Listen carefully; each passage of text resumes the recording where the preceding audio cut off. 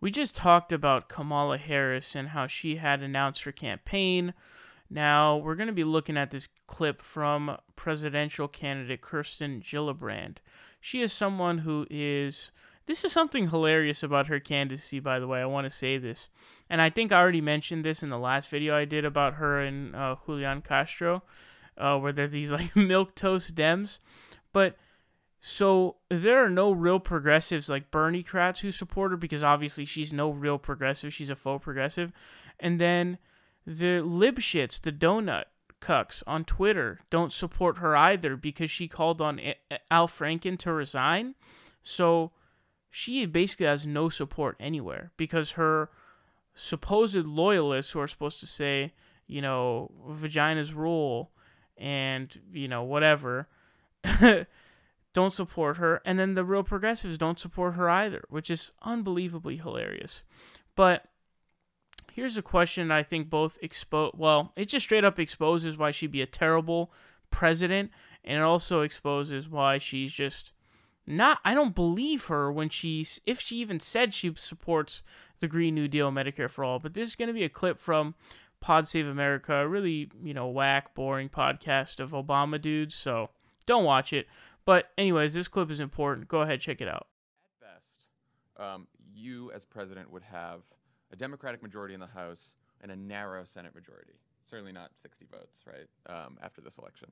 So there are no Senate Republicans in favor of Medicare for All.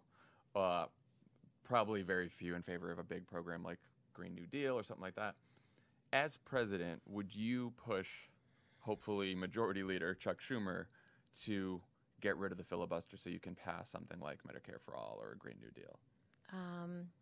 The filibuster is mostly gone now, so it barely exists. No, I think... Well, that's why I'm sort of thinking, like... It barely exists. It barely exists. There's pretty much a 51 vote threshold now for everything. Right. The only part we had left in place was for Supreme Court justices, and Mitch just took that away. So I think it's useful to bring people together, and I don't mind that you have to get 60 votes for cloture because you're trying to get people to a point where, and that's a term of art for your listeners, it just means that you're done with debate. And right. So you will urge people to have at least 60 votes to say we're done with debate.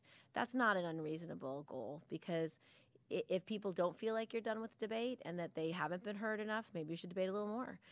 And I think government only works when people who care deeply stand up and fight for what they believe in, and know how important their voices are. And so if you're not able to get 60 votes on something, it just means you haven't worked hard enough talking to enough people and trying to listen to their concerns and then coming up with a solution that they can support. So I'm not afraid of it one way or the other. Because but you'd be open to getting rid of it for something big like Medicare for All? I don't think we should have gotten rid of it for the Supreme Court justices because they're lifetime appointments. And I do think you should be able to earn at least 60 votes. Yeah. But I'll think about it. I believe I can work well under either system, because if you don't have 60 votes yet, it just means you haven't done enough advocacy and you need to work a lot harder. Yeah, so this is a horrible take.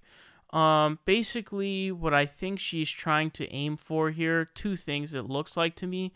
One is trying to be sort of a centrist, and then the other thing is she's trying to have this sense of we're better than Republicans, so we're not going to do that. And I think in some cases that's true, like we shouldn't stoop to their level, but I don't find this to be one of the egregious things that's like, oh, this is just unconscionable, we're not going to do something like that, this disgusting. I don't really see it as being something like that. Like, I'm totally fine with, dog, if the Republicans are going to ram through Kavanaugh up the anus of America by removing the filibuster, they're going to try to repeal Obamacare on a budget, reconciliation bill. They're going to try that shit. You bet your sorry ass when we get power, we're about to do the same shit to you, okay? So watch the fuck out. It's the same reason why people were advising Trump not to do a national emergency to build the wall. They were like, dude, what happens when a progressive president gets in? Are they going to go national emergency for climate change? Ooh. You see what's coming, don't you? So you better watch out. And this is the problem. We don't want weak leadership, okay? She is a weak person, a weak leader, a shitty leader who will not get anything done. She sucks.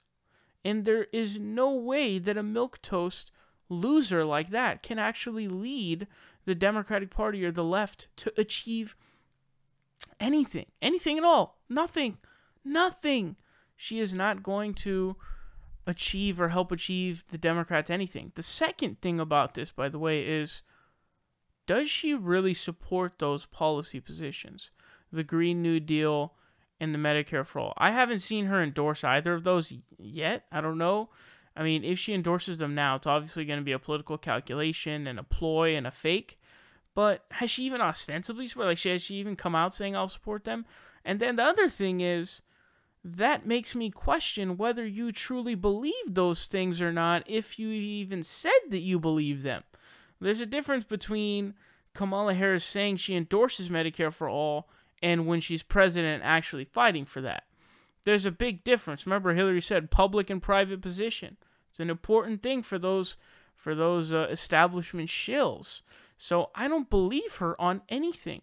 She's going to be a weak leader, and her positions suck ass. So if you needed more reason not to support Kirsten Gillibrand, here it is. She's going to suck as leadership. Oh, if you can't get 60 votes, you have to advocate for it more. How the fuck are we going to get those batshit crazy Republicans to support something like Medicare for All? And also, this also lies on this premise that they can be changed or that they're honest actors, which neither of those are true. They're not honest actors, and their minds can't be changed because they're not honest actors. So don't support Kirsten Gillibrand. I know you guys don't support her because she sucks, but wow, would she be a horrible president?